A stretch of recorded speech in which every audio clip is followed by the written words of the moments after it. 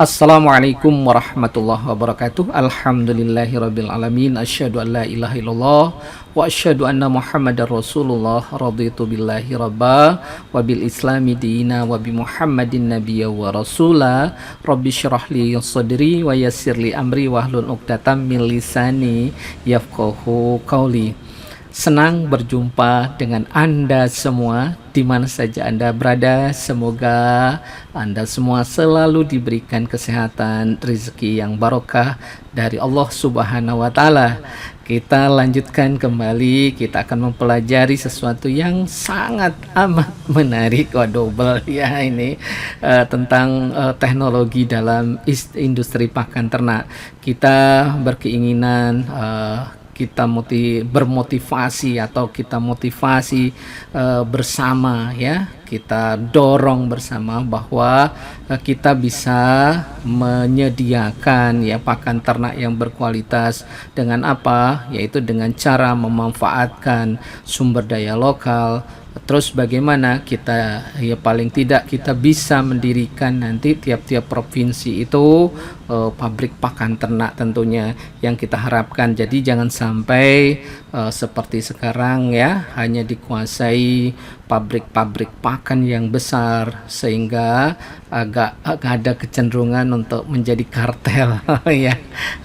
Ya, jadi yang sering terjadi pada saat misalnya butuh pakan ternak, kita kadang-kadang harga pakan ternak naik, kadang juga barangnya tidak ada. Nah, hal ini bisa diantisipasi, bisa kita siapkan sendiri sebetulnya dengan bahan yang ada di sekitar kita semua. Oke, kita akan pelajari tentang teknologinya seperti apa sih yang bisa kita sharingkan. Nah, peralatan yang sering ya digunakan dalam industri pakan ini ya sederhana sebetulnya kalau kita mau menyederhanakan, tetapi kalau nanti sudah besar ya kita bikin alat yang canggih tentunya. Nah, peralatan dalam industri pakan dapat dibedakan ke dalam dua jenis, yaitu peralatan utama dan peralatan penunjang ya.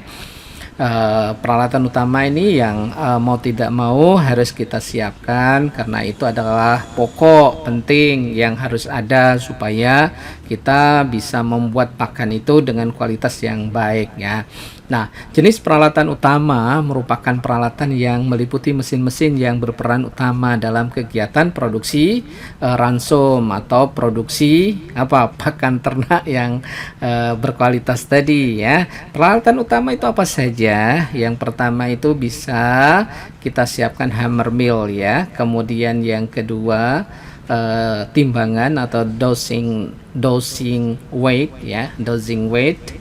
Kemudian pelleter, kemudian boiler dan steamer ya, cooler, crumbler, dan ayakan atau screening. Nah, jenis peralatan penunjang berfungsi sebagai apa ya? Membantu kelancaran proses produksi dalam industri pakan tentunya. Nah, ada beberapa contoh peralatan penunjang dalam industri atau pabrik pakan ya, antara lain misalnya silo atau bin ya, ini untuk menyimpan bahan pakan ya supaya aman. Kemudian conveyor, suatu alat yang bisa memindahkan ke tempat yang tinggi misalnya, yang mungkin kesulitan kalau kita hanya menggunakan manual ya. Kemudian ada compressor, ada siklon yang bisa menarik ya bahan pakan itu ke atas, dimasukkan ke bin ya tentunya atau ke silo. Kemudian ada dust filter, ada lift ya, forklift, dan generator tentunya. Nah, beberapa hal ini adalah peralatan penunjang. Nah, kita step by step saja, mulai dari hal-hal yang mungkin nanti yang bisa dilakukan tiap-tiap daerah kita ya, tidak usah langsung modern atau langsung besar, tidak usah. Yang penting kita tujuan utamanya adalah bisa menyiapkan pakan yang berkualitas di daerah masing-masing gitu ya. Kemudian ada beberapa macam alat umumnya digunakan untuk memperkecil ukuran ya partikel atau untuk memperluas permukaan partikel persatuan berat partikel, antara lain sebagai berikut ya. Yang pertama itu hammer mill ya, yaitu mesin penggilingan yang dilengkapi dengan saringan yang berdiameter berkisar antara 3 sampai 6 ya. Kemudian yang kedua itu adalah dismill, yaitu alat yang umumnya digunakan untuk ransum ayam petelur secara manual ya. Kecepatan penggilingan sangat tergantung dari jenis biji-bijian yang digunakan, termasuk itu kadar airnya, kemudian ukuran saringan dan laju alirnya. Nah, antara hammer mill dan dismill ini cuma perbedaannya bagaimana proses kerja di dalam alat itu. Yang satu itu memukul, yang satu itu adalah menggerus istilahnya di ini ya, karena memang kalau kita lihat ini ya, ini ada hammer mill, kemudian dismillnya seperti ini ya. Biasanya ada kecenderungan untuk hammer mill ini digunakan untuk bahan-bahan yang amat keras dan bentuknya bukan dalam bentuk butiran ya. Misalnya ada beberapa hal atau misalnya tepung tulang ataupun beberapa bahan yang sangat keras, itu bisa menggunakan hammer mill ini ya. Untuk dismill ini misalnya bisa kita gunakan untuk jagung-jagungan ya, biji-bijian yang memerlukan dikecilkan ya ukurannya. Kenapa harus dikecilkan? Karena ini berkaitan dengan bagaimana kita mencampur nanti beberapa bahan pakan itu supaya homogen ya. Dengan homogennya pakan itu maka nanti waktu dibuat pelet ya, nanti itu akan kandungannya akan merata dia dan berakibat pada kualitasnya dan mutu pakannya akan lebih bagus ya. Kemudian yang ketiga itu roller mill, yaitu mesin pemecah pakan yang terdiri dari 2 silinder dengan permukaan kasar yang berputar dan tanpa memerlukan penyaringan. Itu roller mill ya. Ya, jadi cuma tekniknya saja yang berbeda. Pada prinsipnya adalah bagaimana mengecilkan ukuran ini supaya nantinya waktu di mixer ya, waktu dicampur bisa homogen antar berbagai pakan atau berbagai jenis sumber bahan pakan ini. Kalau tidak homogen ini juga akan mengganggu kualitasnya ya. Jadi itu yang tujuan utamanya. Kemudian alat yang keempat itu adalah roasting ya. Mesin ini sudah dilengkapi dengan pemanas langsung dengan menggunakan api. Tujuannya adalah untuk meningkatkan daya cerna dan mematikan senyawa atau mengurangi senyawa yang beracun atau mengurangi anti nutrisi. Biasanya suhu berkisar antara 140 sampai 180 derajat Celcius. Ada beberapa bahan ya yang mungkin di situ ada kandungan zat atau anti nutrisinya. Misal salah satu contoh asam sianida misalnya ya, itu bisa rusak, bisa kita hilangkan, ataupun antitripsin ya yang ada pada kedelai ya. Sianida ini banyak pada kacang-kacangan ya, juga ada sianida ya, atau pada beberapa hijauan atau tanaman. Nah, bagaimana mengurangi ya? Dengan cara memanaskan supaya bisa hilang, dan begitu kita gunakan sebagai ransum nanti disusun dalam formulasi ransum, itu akan aman dikonsumsi oleh ternak ya. Jadi itu beberapa hal yang bisa kita lakukan. Nah, kemudian yang berikutnya adalah metode ekstrusi. Biasanya pada kacang kedelai di mana bijian-bijian dipaksakan masuk ke uliran baja, sehingga akibat gesekan tersebut yang terjadi apa? Maka timbul panas dia yang dipakai untuk memanaskan dan mengeringkan bahan. Extruder ini sering diberi uap panas dengan wet ya, sehingga dikenal dengan extruder. Nah, ini banyak digunakan untuk pakan pelet, terutama pelet apung untuk pakan ikan ya, supaya hasil peletnya itu ada spon yang begitu seperti ada lubang-lubang atau spon ya. Jadi begitu peletnya jadi, itu begitu dilempar ke dalam air, itu dia akan bisa mengapung karena ada rongga-rongga yang bisa dimasuki air ya, seperti pelampung lah. Oke ya. Jadi itu adalah salah satu yang digunakan ya dengan cara extruder ya, menggunakan extruder ya, atau metode ekstrusi. Nah, umumnya penggilingan biji-bijian seperti jagung, sorghum, kacang kedelai dan lainnya itu adalah bertujuan untuk memperkecil ukuran partikel, sehingga lebih mudah di dalam mencampur dalam menyusun ransum atau di dalam mixer kita ya, serta memperbesar luas permukaan pakan sehingga lebih mudah dicerna oleh enzim pencernaan. Nah, artinya begini ya, memperluas permukaan kadang-kadang menimbulkan kok bisa ya, justru kita perkecil kok memperluas permukaan ya. Contoh sederhana, jagung kalau bijian itu ya luas permukaannya ya di luar itu saja, tetapi kalau kita pecah jadi 2, jadi 3, maka muncul permukaan-permukaan yang lain ya,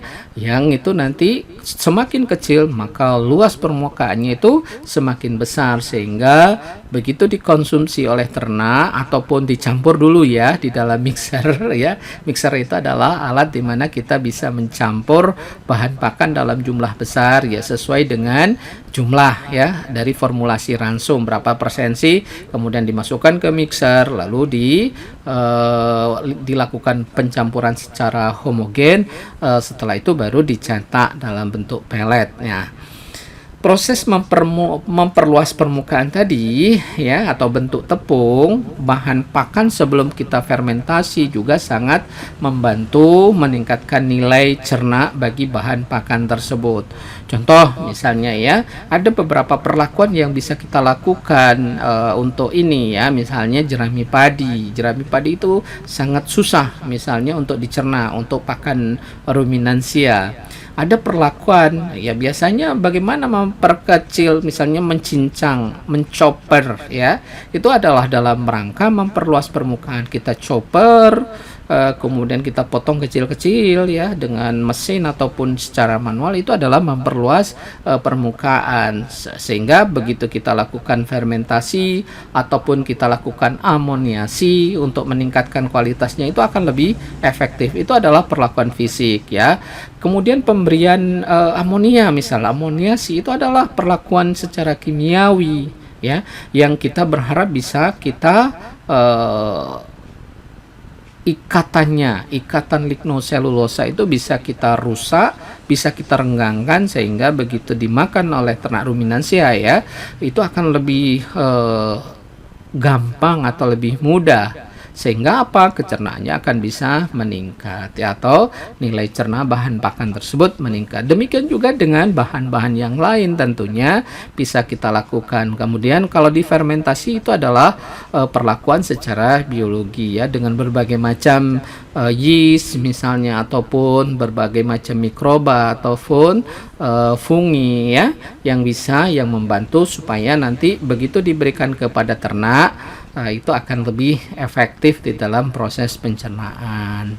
Oke, yang berikutnya adalah penghalusan ukuran melalui penggilingan atau penumbukan tersebut menyebabkan molekul selulosa dapat lebih mudah menerima penetrasi enzim ekstraseluler dari mikroba. Jadi misalnya pada ternak ruminansia, untuk terurai menjadi monomer glukosa yang dapat diangkut melalui membran sel dan digunakan sebagai sumber energi oleh mikroba. Nah, kita tahu juga bahwa sumber energi yang dihasilkan di dalam proses fermentasi di ternak ruminansia, terutama di dalam rumen, itu adalah volatile fatty acid atau biasanya disingkat dengan VFA ya, volatile fatty acid, yang terdiri dari asam asetat, asam butirat, asam propionat ya. Berbeda dengan monogastrik misalnya ayam, yang memang mengandalkan sumber energinya dari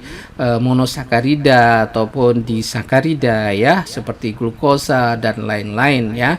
Nah, proses memperbesar porositas molekul seperti pembengkakan membengkakkan molekul selulosa dengan perendaman juga dapat meningkatkan kemudahan degradasi selulosa sehingga mencapai fermentasi yang efisien. Nah, ini bisa dilakukan ya di dalam metode misalnya kita membuat high ya, ataupun high yang setelah dibuat high lalu kita lakukan amoniasi tentunya itu juga, atau dibuat dalam bentuk silase ya, pengawetan dalam bentuk basah. Itu adalah suatu proses bagaimana ya memperbesar tadi porositas molekul. Nah, sekarang bagian dan fungsi dari peralatan industri pakan ini. Nanti kita bahas apa sih yang berfungsi kalau misalnya di beberapa peralatan ya yang kita gunakan. Biar kita paham, oh ternyata sistem kerjanya seperti itu. Nah, kalau di daerah nanti bisa saja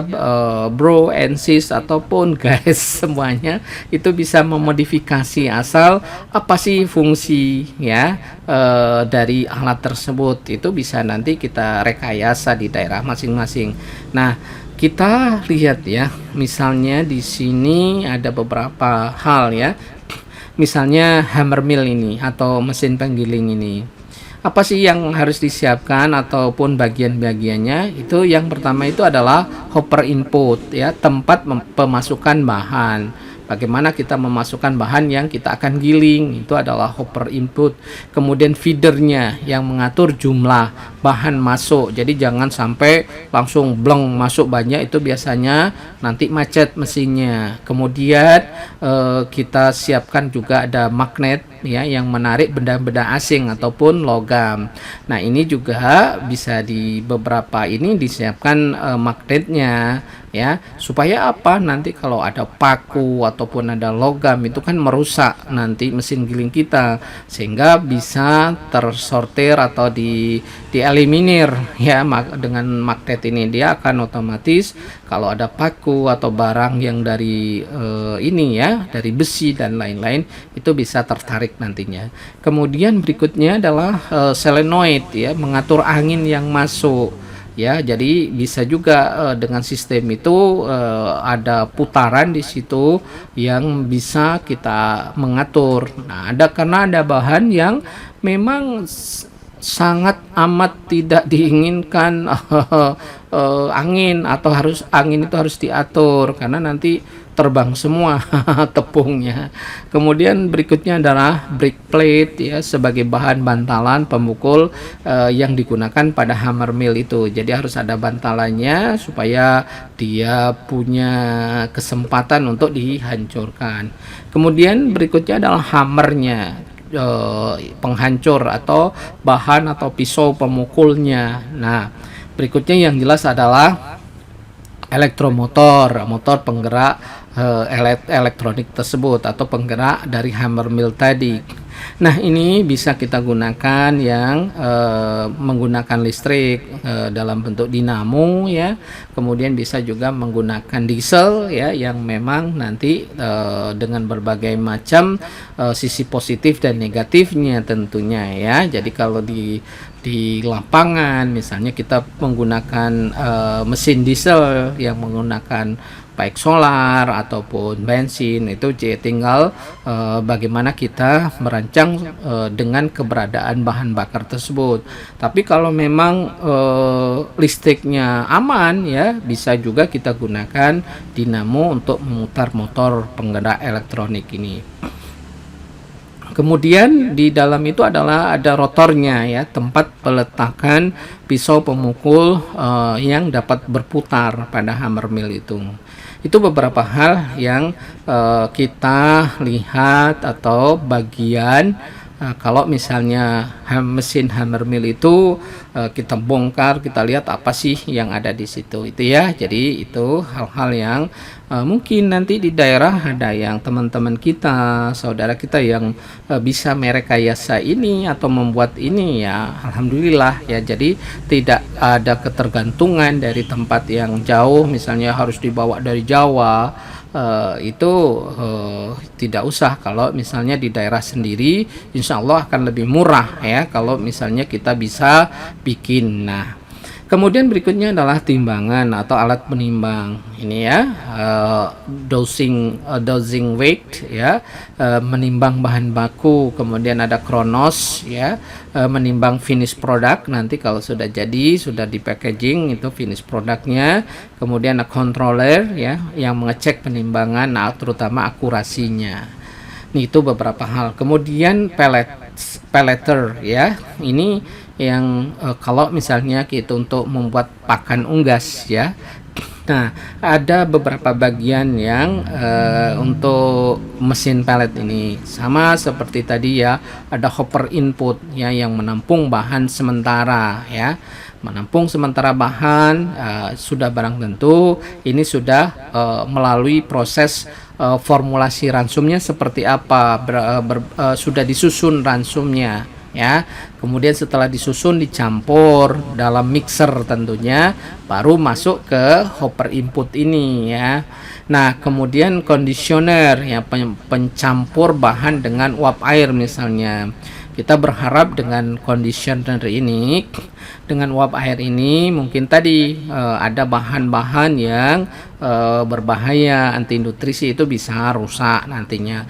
Termasuk di sini kalau ada yang bahan yang bisa jadi gel nanti bisa jadi perkat, ini juga akan bisa nanti ya, karena di sini ada uap air, nanti dia akan lengket nanti sehingga kekerasan dari pellet ini bisa diatur. Kemudian ada berikutnya adalah slide inlets ya, bagian pembuangan bahan jika terjadi kelebihan bahan. Jadi jangan sampai mesinnya itu macet, itu harus ada slide inletnya. Kemudian ada roll shield ya, dimana pengepres atau penekan berbentuk roda, dia akan dipaksa masuk ke dalam suatu ini ya, roll shell ini ya.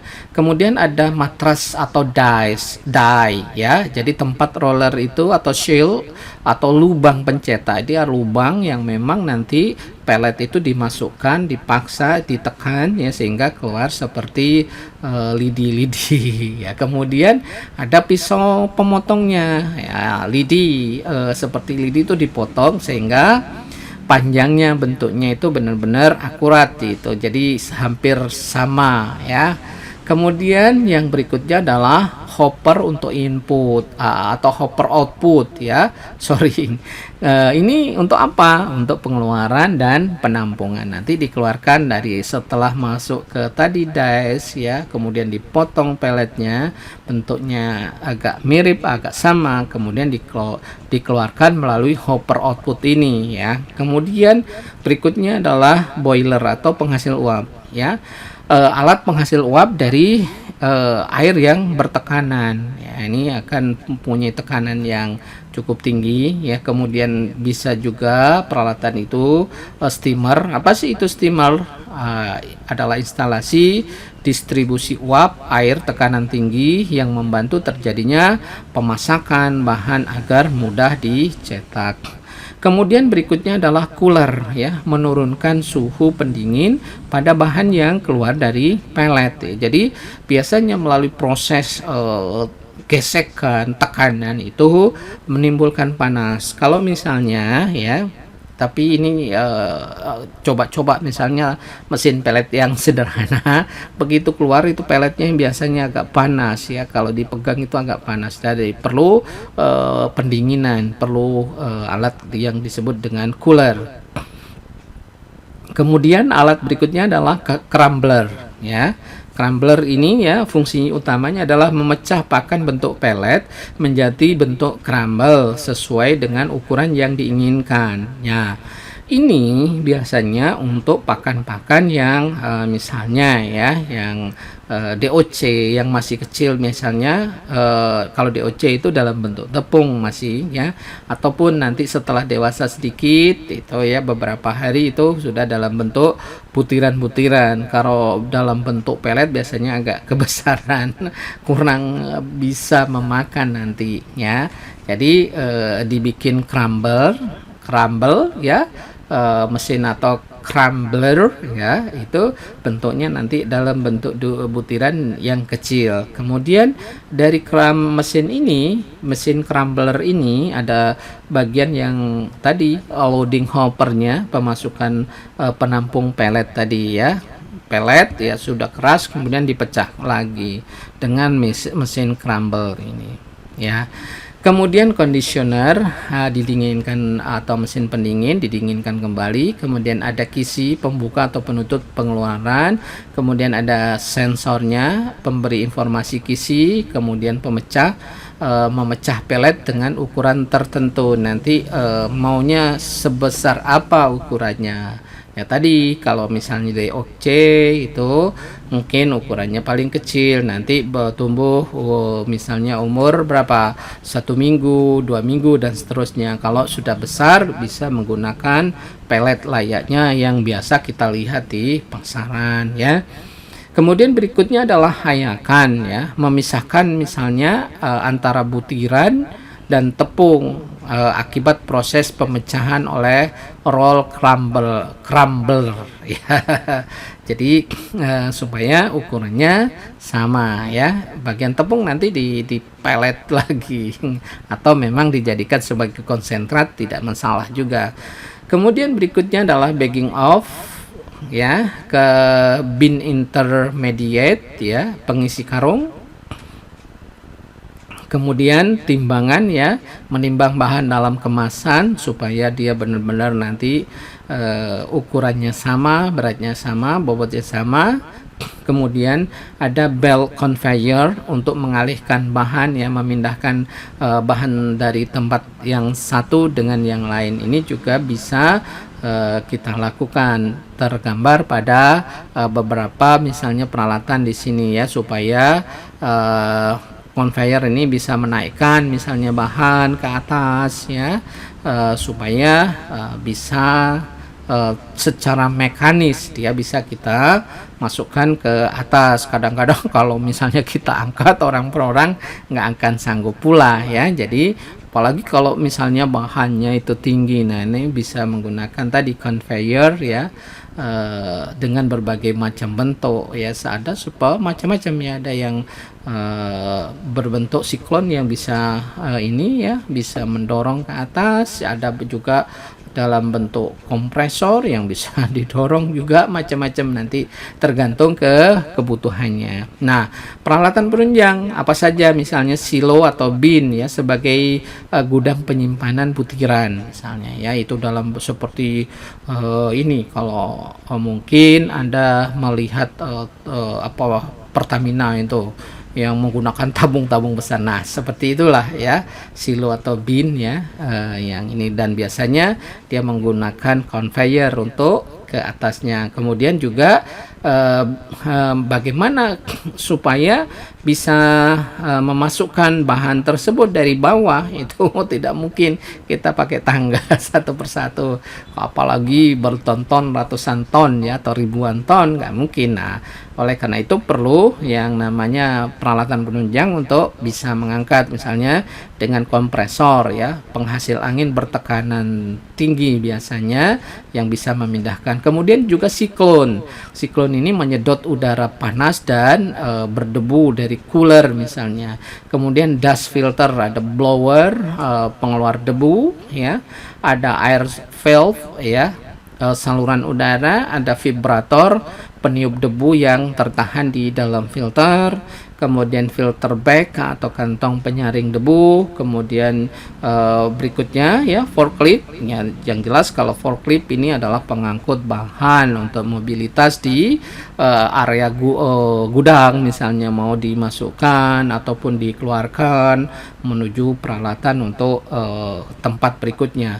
Kemudian generator ya, penghasil arus listrik ataupun AC ya, kalau misalnya kita mengandalkan listrik PLN misalnya, siapa tahu mati lampu, disiapkan juga ya secara otomatis supaya proses produksi itu tidak terhenti. Begitu misalnya listrik mati, langsung listrik cadangan kita atau generator kita secara otomatis nyala, sehingga proses produksi itu bisa tetap berjalan, termasuk pencahayaan lampu ya ataupun peralatan elektronik itu supaya tidak terganggu. Nah, conveyor tadi dalam bentuk apa? Bisa dalam bentuk chain conveyor ya, pemindah bahan secara horizontal, ada bucket elevator memindahkan bahan secara vertikal tadi. Kalau mau mengangkat bahan atau biji-bijian jagung misalnya, itu mau diangkat ke atas, dimasukkan ke silo atau bin, ini juga bisa menggunakan conveyor ini ya, baik dalam bentuk chain conveyor ya secara horizontal, tetapi kalau vertikal itu menggunakan bucket ya. Jadi kayak ini kayak bucket itu ya kayak timba apa kayak bak ataupun ini ya, baki yang bisa mengambil ya. Itu beberapa hal yang perlu disiapkan sebagai alat penunjang. Nah, ya ini ya salah satu bin ya nanti yang bisa. Ini harus ada conveyor vertikalnya tadi, ada bucket yang bisa mengangkat ke atas tempat itu. Kemudian yang berikutnya yang harus dilakukan adalah strategi penyusunan formulasi ransum. Nah, ini sesuatu yang penting ya, biasanya dilakukan oleh ahli ya, ahli formulasi ransum yang biasanya dikenal dengan ahli nutrisi atau nutrisionis ya. Ada beberapa hal faktor yang harus dipertimbangkan dalam menyusun formulasi ransum ini, diantaranya ya. Misalnya yang utama itu yaitu ya jelas harga bahan pakan tersebut ya.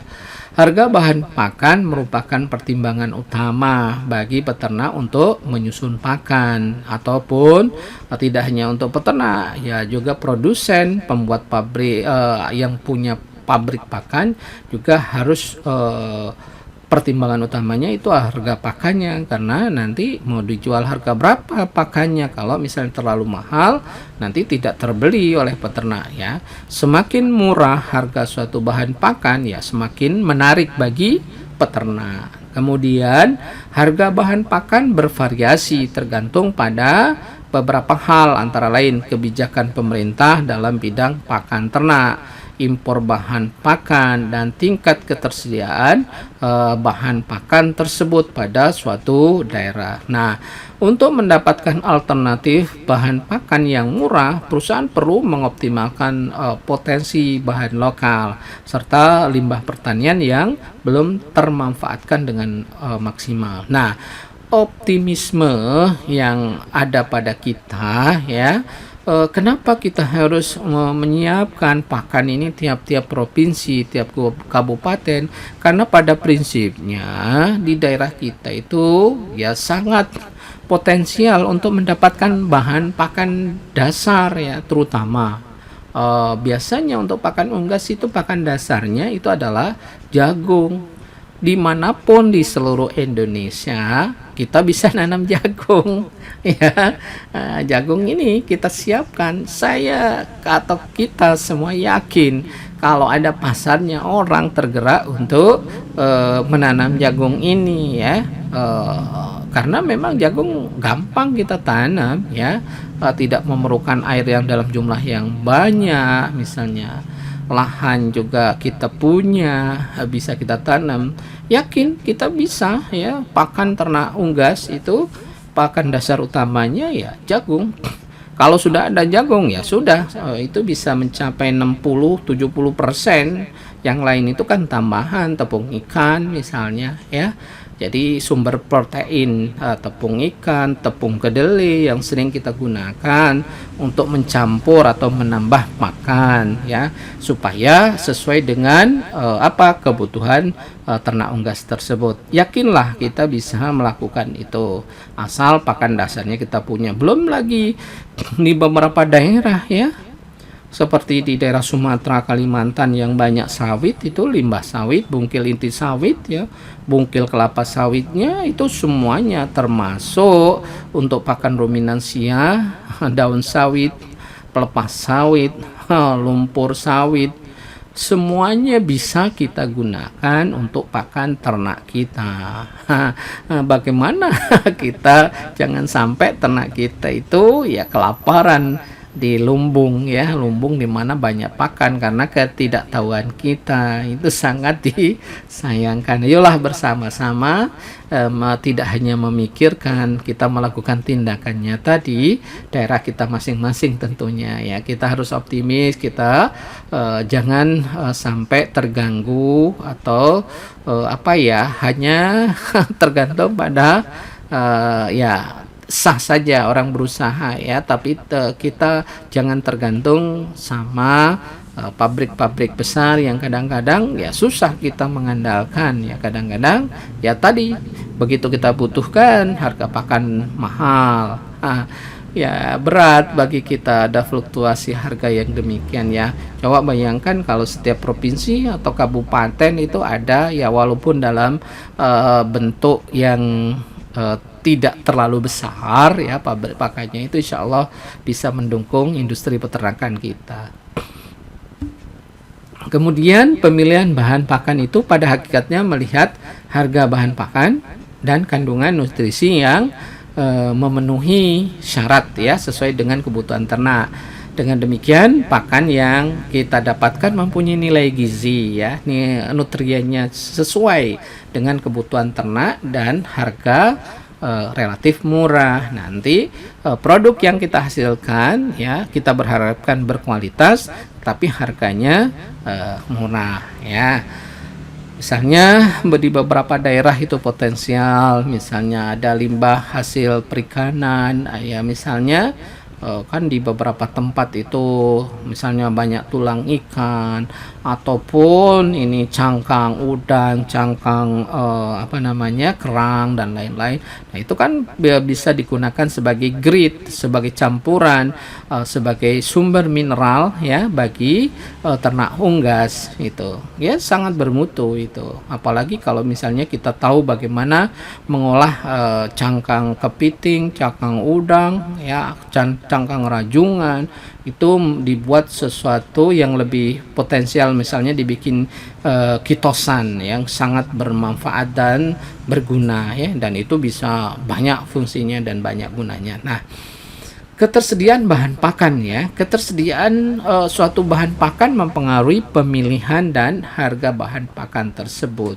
Nah, ketersediaan ini menyangkut ada tidaknya potensi bahan pakan tersebut di suatu daerah. Nah, kondisi musim yang mempengaruhi ya, misalnya penanaman suatu bahan pakan tersedia apakah dalam jumlah banyak tetapi tidak atau kurang dapat digunakan, atau kalau digunakan harus diolah dulu ya sehingga harga menjadi mahal dan tingkat persaingan penggunaan dengan manusia.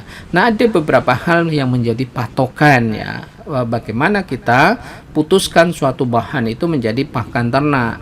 Yang pertama itu biasanya itu adalah keberadaannya, ada barangnya itu kemudian terkumpul dalam jumlah yang banyak ya. Kemudian dia itu usahakan tidak bersaing dengan manusia. Contoh yang paling gampang itu bungkil kelapa sawit, bungkil inti sawit. Itu jelas-jelas tidak akan bersaing dengan manusia. Manusia tidak ada yang makan itu. Dan jumlahnya bagaimana? Jumlahnya terkumpul dalam jumlah banyak ya. Dan itu tempatnya di suatu tempat. Nah, itu seperti itu, dan itu memudahkan sekali sehingga harga persatuan itu akan lebih murah, termasuk kontinuitas ya. Misalnya limbah sawit itu ya selama pabrik itu berproduksi CPO-nya ya pasti dihasilkan limbah itu. Nah, memang untuk bahan-bahan tertentu misalnya dedak ya, dedak padi misalnya, itu ada ketergantungan mungkin ketersediaan padi yang mau digiling baru ada dedaknya ya. Jangan pula sekar digiling menjadi ini. Nah, itulah kadang-kadang dipalsu ya.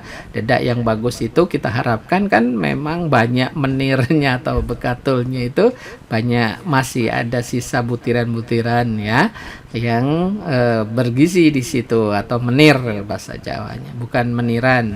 Berbeda lagi. Nah, berikutnya yang menjadi pertimbangan itu adalah untuk formulasi rasum itu adalah kandungan bahan pakan. Kandungan nutrisi pada masing-masing bahan pakan berbeda-beda. Nah, setiap bahan pakan mempunyai kelebihan pada nutrisi tertentu tetapi mempunyai kekurangan pada nutrisi yang lain. Hal tersebut menyebabkan adanya pengelompokan suatu bahan pakan berdasarkan kandungan nutrisinya ya. Misalnya bahan pakan sumber energi adalah suatu bahan pakan yang mempunyai kandungan karbohidrat di situ, lemak dan protein yang berenergi tinggi ya. Jadi itu contoh bahan pakan tersebut antara lain adalah jagung ya, sorghum, minyak dan bekatul. Bahan pakan sumber protein adalah bahan pakan yang kaya akan kandungan protein ya.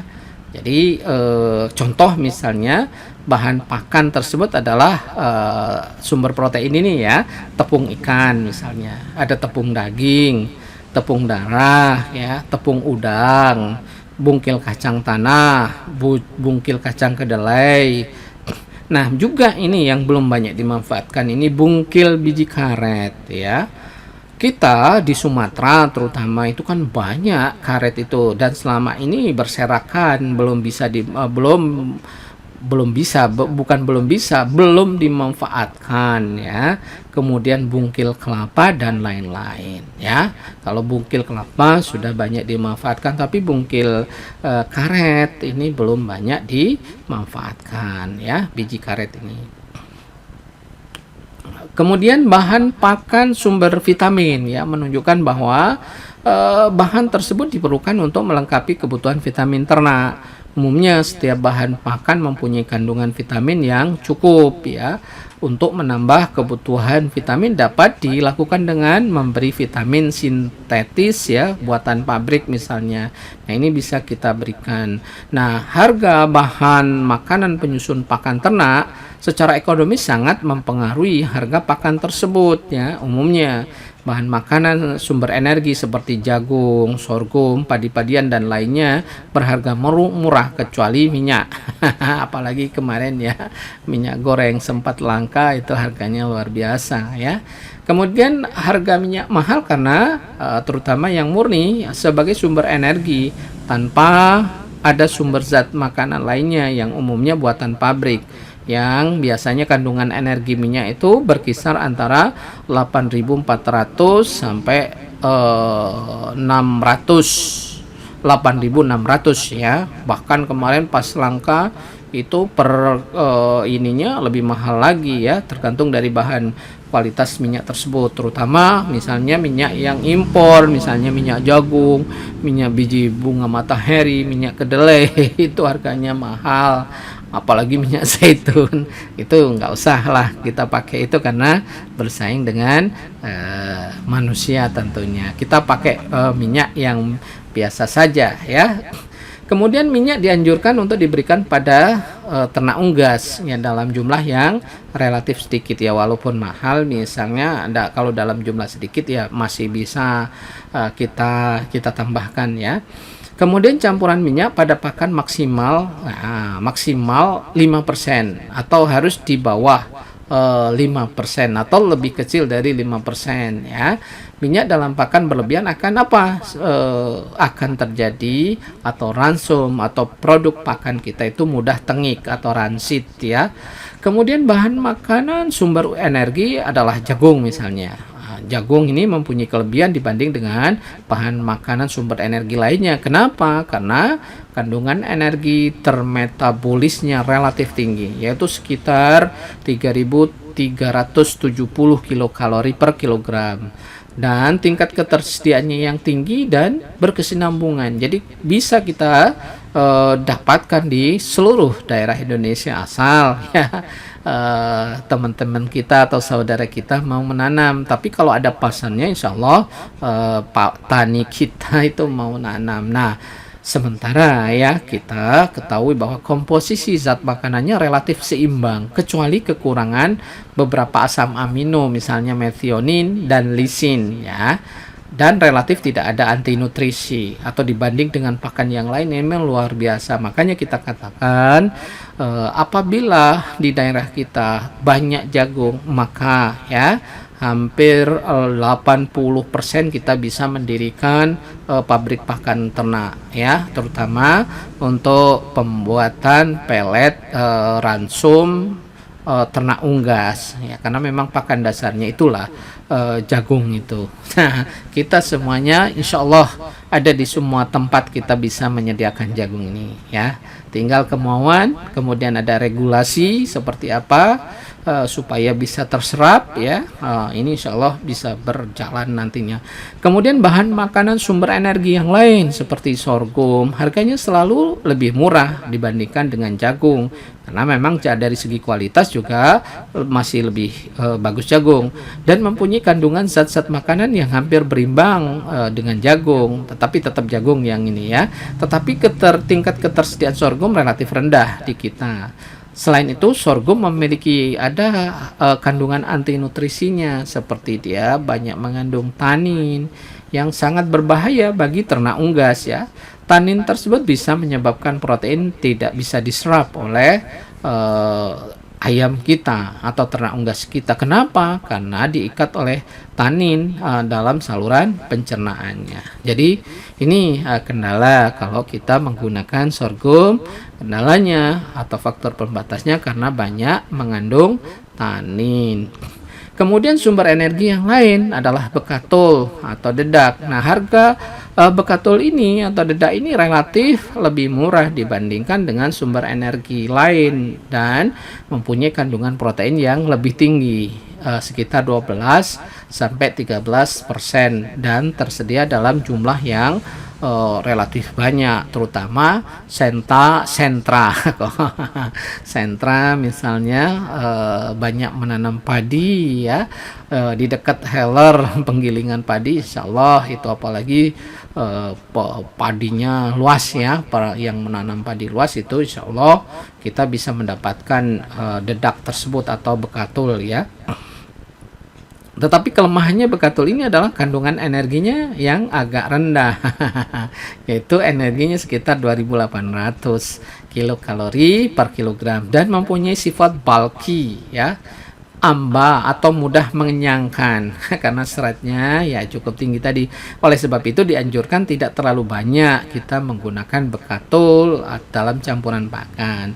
Beberapa penelitian ya menyarankan maksimal dedak atau bekatul ini di bawah 10% ya, masih menunjukkan hasil yang optimal ya, jangan melebihi dari 10%. Nah, kemudian bahan pakan sumber protein ya. Umumnya rata-rata sebagai sumber protein itu ya mahal ya. Jadi termasuk untuk makanan manusia tentunya, makanan orang juga mahal sumber protein ini ya. Misalnya daging, ikan dan lain-lain dibanding mungkin dengan beras. Dibanding dengan beras kan lebih mahal kita kalau membeli sumber protein, sumber lauknya. Nah, bahan makanan ini sampai sekarang sebagian besar atau 90% kita masih impor dari luar negeri ya. Nah, ini sedih kita impor bahan-bahan sumber protein yang harganya mahal ya, seharusnya bisa kita sediakan. Kita mempunyai laut yang amat luas ya, tetapi kita tepung ikan masih impor.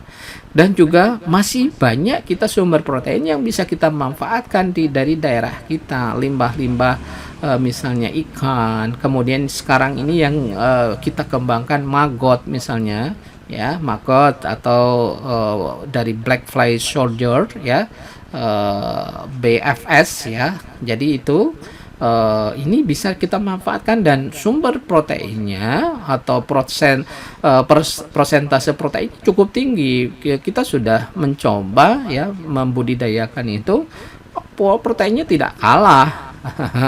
Persentase proteinnya tidak kalah dengan tepung ikan, bisa mencapai 43 sampai 50%, cukup tinggi ya.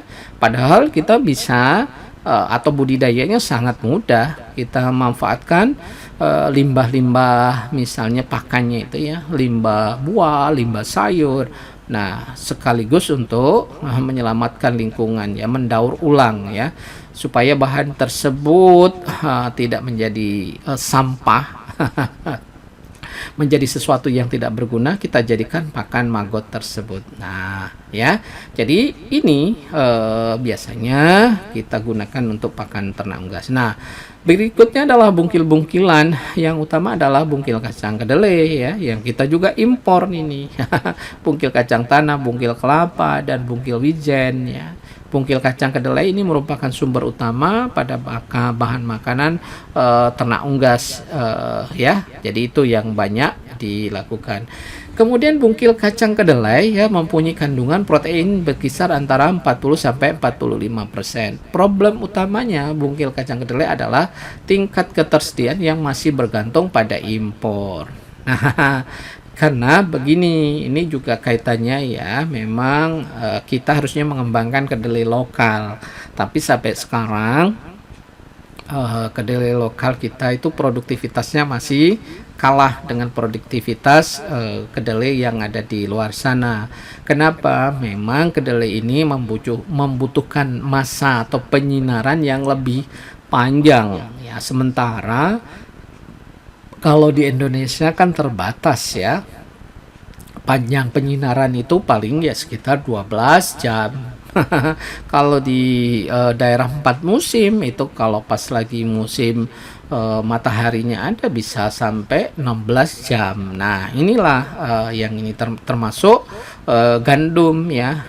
Biasanya gandum itu juga butuh penyinaran yang lebih panjang, sehingga kalau ditanam di Indonesia memang kurang bagus atau kurang cocok. Tetapi tidak ada salahnya kita mengembangkan potensi kedelai-kedelai lokal ya, yang bisa dimanfaatkan, atau kita bisa menggunakan sumber-sumber protein yang lain ya, yang masih banyak. Kita buktinya beberapa ini ya, tadi belum banyak dimanfaatkan sumber protein dari karet misalnya ya.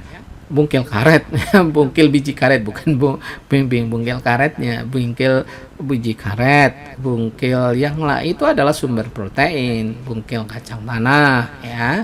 Nah, juga harus dipahami, kalau di luar negeri itu kenapa bungkil kedelai itu banyak? Mereka menggunakan minyak kedelai yang memang dengan proses dipres mereka, maka dihasilkanlah bungkil kedelai ya.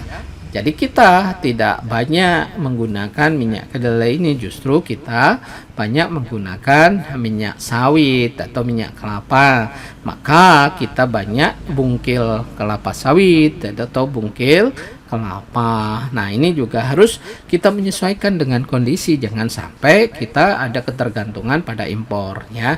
Nah, problem tersebut menyebabkan harga bungkil kacang kedelai mengikuti kurs mata uang asing ya, jelas dolar ya, karena sebagian besar harus diimpor dari Amerika Serikat. Nah, pada masa krisis ekonomi di Indonesia, ketersediaan bungkil kedelai termasuk pada saat ini ya, saat kondisi perang di Ukraina itu ya, ini bisa saja terjadi ya, termasuk gandum ini yang nanti yang punya ketergantungan pada polar ya. Polar itu polar ya, itu adalah hasil samping pada industri ini yang membuat tepung terigu dari gandum ya, diproses dihasilkan tepung terigu, maka limbahnya polar gitu ya. Memang bagus, tapi gandumnya itu kita impor, tidak ditanam di Indonesia, sehingga mau tidak mau ini akan menjadi masalah ya,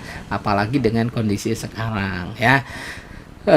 Yang banyak problem ya, terutama pandemi kemarin, tidak bisa kita mobilitas berbagai macam produknya ya. Salah satu yang paling bagus itu bagaimana caranya kita mandiri atau menggunakan bahan pakan lokal. Nah, Problem juga bungkil kacang kedelai yang lain adalah adanya anti nutrisi, anti tripsin yang mengganggu kerja tripsin ya pada saluran pencernaan. Nah, pemberian maksimal yang dianjurkan adalah sebesar 30%. Inilah beberapa patokan yang harus digunakan di dalam kita menyusun ransum. Contoh bahan pakan tersebut adalah misalnya tepung ikan, tepung daging, tepung darah, tepung udang, bungkil kacang tanah, bungkil kacang kedelai, dan lain-lain ya. Banyak yang bisa kita gunakan. Nah, sumber protein lain ya bagi unggas adalah produk hewan. Beberapa contoh misalnya tepung ikan ya, tepung daging, tepung udang, dan tepung darah ya. Nah, tepung ikan merupakan sumber protein yang memiliki kandungan protein paling tinggi, bisa mencapai 60%, termasuk ini kondisi ikannya, apakah dia seragam ataupun campuran ya, atau beberapa macam ikan yang mungkin tulangnya lebih banyak, maka apa yang terjadi ya, proteinnya yang tidak setinggi kalau memang menggunakan ikan yang benar ya, memang kelebihan produksi kemudian dijadikan tepung. Nah, problem tepung ikan ini mirip dengan bungkil kacang kedelai, yaitu ketersediaan tergantung dari impor dan harganya relatif mahal dibanding sumber protein lainnya. Ya, kadang-kadang kita eh, prihatin juga, tapi harus kita lakukan, harus cari solusi ya.